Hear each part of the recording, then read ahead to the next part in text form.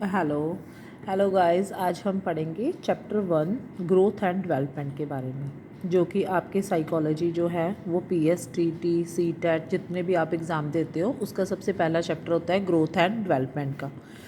Growth and development के बारे में पढ़ने से पहले हम ग्रोथ की और डेवलपमेंट की डेफिनेशंस के बारे में पढ़ेंगे। ग्रोथ की डेफिनेशन के बारे में क्या है कि ग्रोथ है जो फिज़िकल मैच्योरेशन होती है। फिज़िकल मैच्योरेशन आपको पता है, जब बच्चे का जन्म होता है तब से लेकर जब उसकी बॉडी जो है वो ग्रो करती है, वो बड़ा होता है, तब तक जो मैच्योरेशन आएगी उसकी फ़िज़िकल मैच्योरेशन, उसको हम ग्रोथ बोलेंगे। इंक्रीज़ इन साइज़, तो बच्चे की साइज़ में जो चेंजेस होते हैं, पहले उसकी हाइट और वेट कम होता है, उसके बाद जो उससे बढ़ता जाता है, that is the growth. Then आ गया body changes various organs. Body changes growth के साथ कितना अच्छा रिलेशन इसका बॉडी चेंजेस का।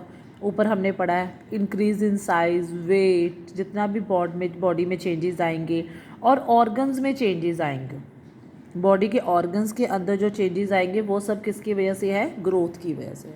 मल्टीप्लिकेशन ऑफ सेल्स, ये भी लाइन आपको आ सकती है पेपर में कि मल्टीप्लिकेशन ऑफ सेल्स किस में होता है, डेवलपमेंट में होता है या ग्रोथ में होता है।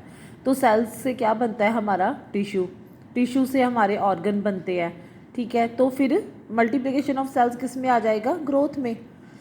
Quantitative changes in the body, quantitative change क्या होता है? जिसको हम मेज़र कर सकते हैं, उनको हम क्या बोलते हैं? क्वांटिटेटिव। क्वांटिटी मतलब क्वांटिटी का बढ़ना, जैसे हमारे वेट कितना बड़ा है, साइज़ कितना बड़ा है, तो वो आ गया हमारा क्वांटिटेटिव चेंजेस के बारे में।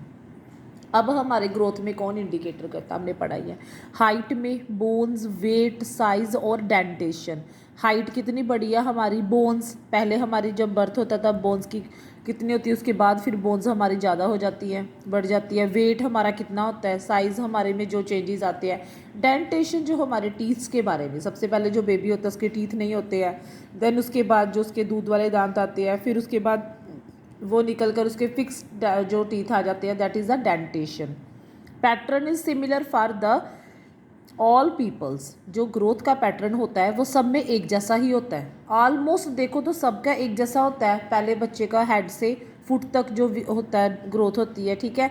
तो पहले उसकी हाइट जो चेंजेस आते हैं, देन उसकी जो माउथ के अंदर जितने भी है वो सब उसके डेवलप होते हैं बॉडी पार्ट्स, तो उसमें से जो चेंजेस आते हैं दैट इज़ द, सबका पैटर्न जो होता है वो सिमिलर ही होता है। It stops at the certain period of time, ये बहुत इंपॉर्टेंट है। ग्रोथ जो है वो एक सर्टन पीरियड ऑफ टाइम में आके स्टॉप हो जाता है। ग्रोथ हमारी पूरी लाइफ लॉन्ग नहीं चलता जाता। हमारी हाइट, हमारा जो है हाइट जो है वो एक टाइम तक आके स्टॉप हो जाता है, उसके बाद नहीं बढ़ती है। वी कैन मेजर, माप सकते हैं हम ग्रोथ को, आपको पता ही है हम ग्रोथ को माप सकते हैं। आगे हमारा आता है डेफिनेशन ऑफ डेवलपमेंट। डेवलपमेंट में क्या आएगा? सबसे पहले हमारा साइकोलॉजिकल मैच्योरेशन, जो भी हमारे इंडिविजुअल जितने भी सबकी डेवलपमेंट होती है, मतलब डेवलपमेंट का मतलब इसमें क्या होता है? शारीरिक का सिर्फ बाहरी विकास नहीं, अंदर से भी जो विकास होता है उसको क्या बोलते हैं? साइकोलॉजिकल फैक्टर्स, ठीक है। मैच्योरेशंस। प्रोग्रेसिव चेंजेस क्या होंगे? अब देखो प्रोग्रेस होगी। ग्रोथ में क्या था? हमारी क्वांटिटी बढ़ती थी, लेकिन इसमें क्या होगा? हमारा स्किल्स और कैपेसिटी बढ़ेगी, ठीक है। तो इसमें क्या होगा? हमारे जो हम सीखते हैं, हमारा डेवलपमेंट, हमारा इंडिविजुअल डेवलपमेंट जो होता है, हर एक का अलग अलग होता है प्रोग्रेस। कितनी किसी की सोचने की शक्ति बढ़ी है, कितना किसी का प्रोग्रेस हुआ है, किसी सोशल बिहेवियर, उसका मॉरल बिहेवियर में प्रोग्रेसिव जितनी भी डेवलपमेंट होती है, स्किल्स और कैपेसिटी में जो चेंजेस होती है वो हमेशा प्रोग्रेसिव चेंजेस होती है। मेलिनेशन ऑफ द नर्व सिस्टम। अब नर्व सिस्टम जो है वो हमारे पूरी बॉडी के ऊपर जो है, हमारी बॉडी उस पर डिपेंड करती है, नर्व सिस्टम के ऊपर, क्या वो इलेक्ट्रिक एक्शंस के लिए मेलिनेशन जो है वो आपका अगर वर्ड आ जाता है तो आपने डेवलपमेंट के ऊपर टिक लगानी है। मेलिनेशन जो होगा वो हमारे नर्व्स में मेलाइन का जो है उत्पादन करती है, ठीक है। आगे क्या है? Psychological, emotional and social changes होते हैं, ये आपको पता ही है। साइकोलॉजिकल हमारे बिहेवियर में चेंजेस होती है, इमोशनल और सोशल लोगों के साथ जो भी हमारा चेंजेस होता है वो किसके डिपेंड करता है? डेवलपमेंट के ऊपर। अब आपने पढ़ा था क्वालिटेटिव चेंजेस होंगे, ग्रोथ में क्या पढ़ा था? क्वांटिटेटिव चेंज, लेकिन इसमें क्या होगा? क्वालिटेटिव चेंज आएंगे। कॉम्प्लेक्सिटीज़ ऑफ फंक्शंस क्या होगा, जितने भी हमारे बॉडी के फंक्शंस हैं उसमें कॉम्प्लेक्सिटीज़ होंगी, सब में कॉम्प्लेक्सिटी फंक्शंस होंगे, ठीक है। सबके विकास अलग अलग होता है, ठीक है। Behavioural aspects of the growth क्या है, वॉक टॉक थिंक। बिहेवियर हमारा किससे पता चलता है, किसी की चाल चलन बोल देते हैं ऐसे, तो वो भी किस में आता है, डेवलपमेंट में आता है।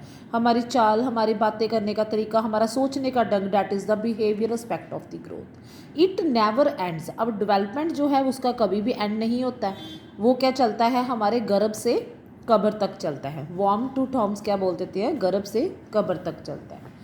ग्रोथ एंड डेवलपमेंट के बारे में हमने दो रिलेशंस पढ़ने हैं, इंडिपेंडेंट एंड इंटर रिलेटेड।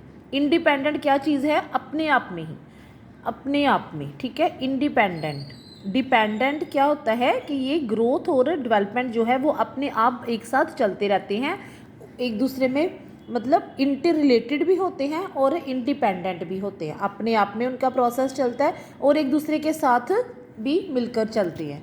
जैसे एक बेबी जिसका जो जन्म होता है उसके मसल्स बोन्स के साथ साथ इस ये थोड़ा ना होता है कि उसका जो नर्वस सिस्टम उसका विकास नहीं होता है, वो जब तक उसके दोनों चीज़ें चलती जाती हैं, ठीक है, तब तक चलती है जब तक वो सही से बोलना और लिखना नहीं बोलना और चलना नहीं सीख लेता, तब तक उसका एक सर्टन पॉइंट तक दोनों जो है एक साथ चलते रहते हैं। अब हम पढ़ेंगे डेवलपमेंट जो होता है वो डिपेंडेंसी टू ऑटोनॉमी है। डिपेंडेंसी क्या है, जब हमारा बर्थ होता है तो हम दूसरों के ऊपर, जब हम बचपन में होते हैं चाइल्डहुड तक, तब हम दूसरों के ऊपर डिपेंडेंट होते हैं, लेकिन जब हमारी धीरे धीरे मेच्योरिटी आ जाती है, that is the development.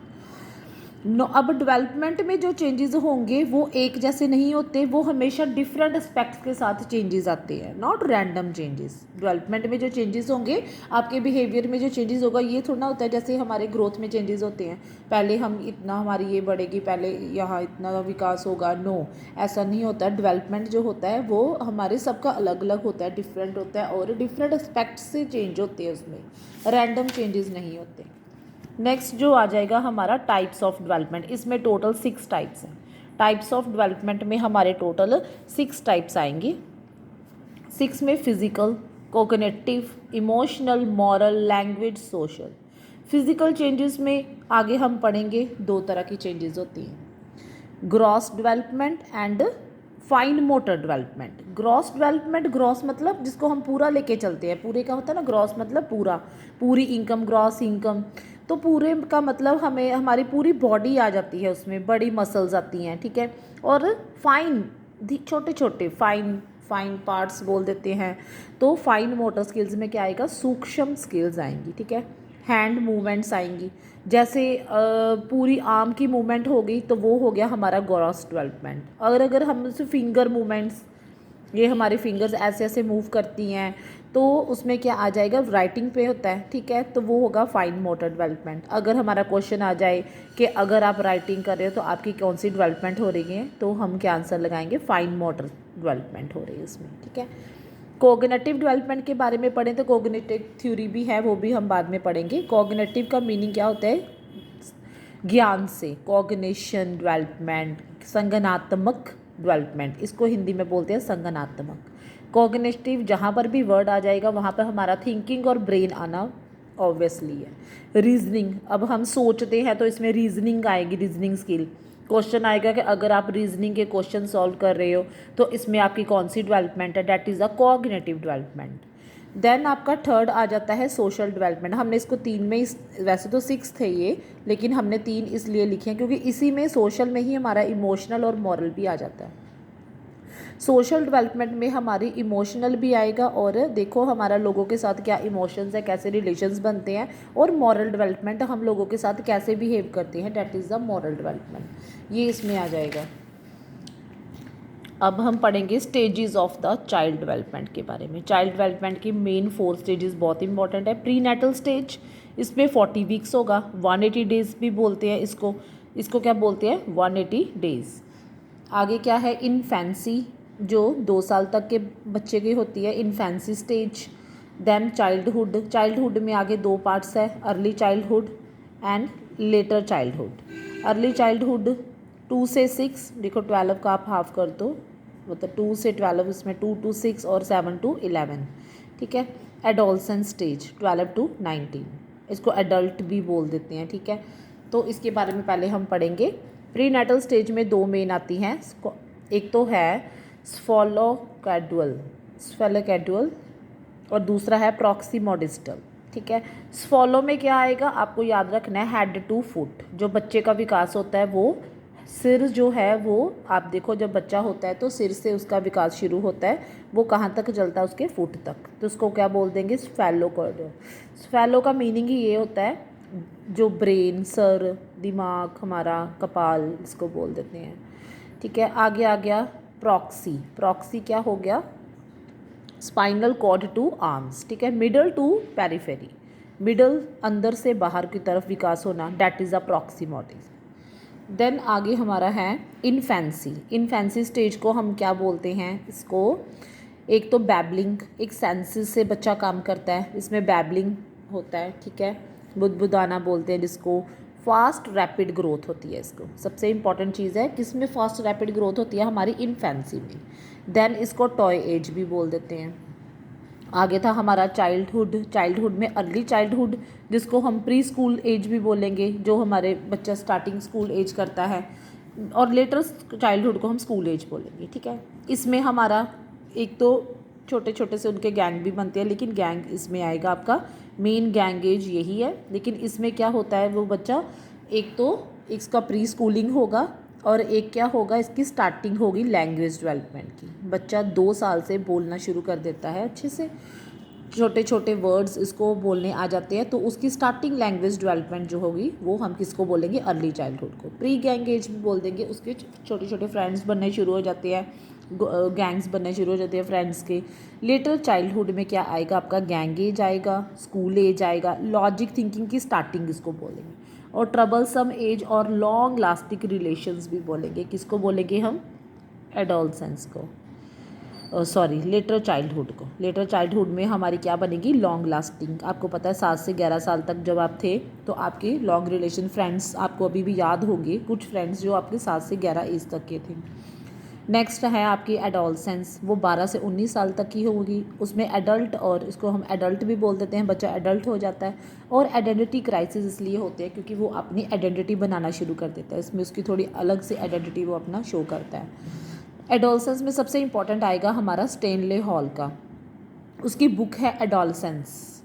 Adolescence में इसमें सबसे इंपॉर्टेंट लाइन ये है, adolescence is the stage of the stress and storm. ठीक है, एडोलसेंस उसका कहने का ये भाव कि एडोलसेंस एक ऐसी स्टेज होती है जिसमें आपको पता है सबसे ज़्यादा बच्चे को स्ट्रेस और स्टॉर्म जो है वो उसके तूफान उसके मन में चलते रहते हैं, और उसके ज़्यादा जो उसके बनती है वो पीयर ग्रुप्स जो होते हैं उसके, वहीं से उसके साथ बनती है, वहीं से वो गुड हैबिट्स और बैड हैबिट्स को वो अपनाता है। इसको क्या बोलते हैं, एडोलसेंस स्टेज। इसके बाद हम क्वेश्चन थोड़े सॉल्व करेंगे, इंपॉर्टेंट क्वेश्चन जितना हमने आज पढ़ा है उसके बारे में। Development is never ending process. अब बताओ कि डेवलपमेंट जो है वो उसका कभी भी अंत नहीं होता, ये कौन सा प्रिंसिपल बोलता है, principle of the continuity, principle of the inter relation, principle of integration and interactions. And never ending means चलते रहना, that is the continuity, principle of continuity.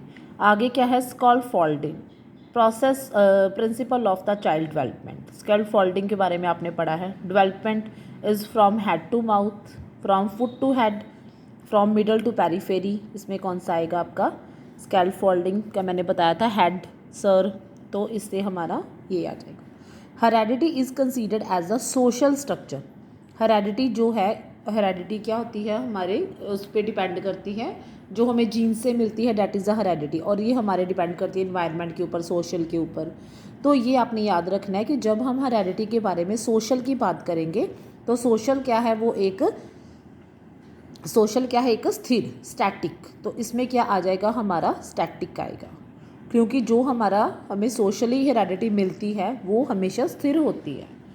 हमारे जीन्स जो होते हैं वो हमारे स्थिर, हमारे माँ बाप के जीन्स होते हैं, पेरेंट्स के जीन जो होते हैं वो हमारे तक पहुँचते हैं, तो वो क्या होते हैं, स्टैटिक। अगर हम बात करेंगे इन्वायरमेंट की, 2 तरह के होते हैं, उस पर डिपेंड करते हैं, एक सोशल और एक इन्वायरमेंट के ऊपर हेरेडिटी। सोशल में हमेशा हमारा स्टैटिक आएगा और इन्वायरमेंट में डायनामिक आएगा। डायनामिक इसलिए गतिशील, डायनामिक का मतलब क्या होता है, गतिशील, गतिशील मीन्स कि वो उसकी जो है वो अलग अलग उसकी गति होती है उसमें, ठीक है। इन्वायरमेंट में कैसा भी इन्वायरमेंट हमें मिलेगा तो हमारी डेवलपमेंट जो है, हेरेडिटी जो है वो हमारे वो भी इफ़ेक्ट करेंगे, इन्वायरमेंट भी इफ़ेक्ट करता है हमारे, तो वो एक गतिशील एस्पेक्ट है इसका। Human development is based on the principle of which is not principle of development. आपने प्रिंसिपल पढ़े हैं डेवलपमेंट के बारे में, तो एक तो कंटिन्यूटी है, डेवलपमेंट हमारा कंटिन्यू प्रोसेस होता जाता है, सीक्वेंशियल भी चलता है, डेवलपमेंट सीक्वेंस से चलता है, जनरल टू स्पेसिफिक चलता है, और रिवर्सेबल मतलब दोबारा वापस चला जाता है। डेवलपमेंट ऐसी तो नहीं होती अगर आपकी एक बार डेवलपमेंट हो जाए तो फिर आप दोबारा उसी प्रोसेस पे चले जाओगे, नहीं। तो इसमें कौन सा आएगा, कौन सा नहीं है हमारा, रिवर्सेबल।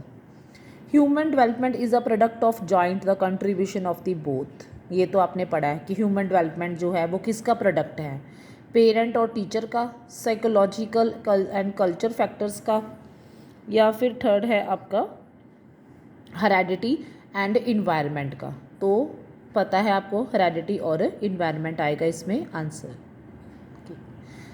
आज हम इतना पढ़ते हैं, उसके बाद हम कल फिर इसके बारे में और क्वेश्चंस करेंगे।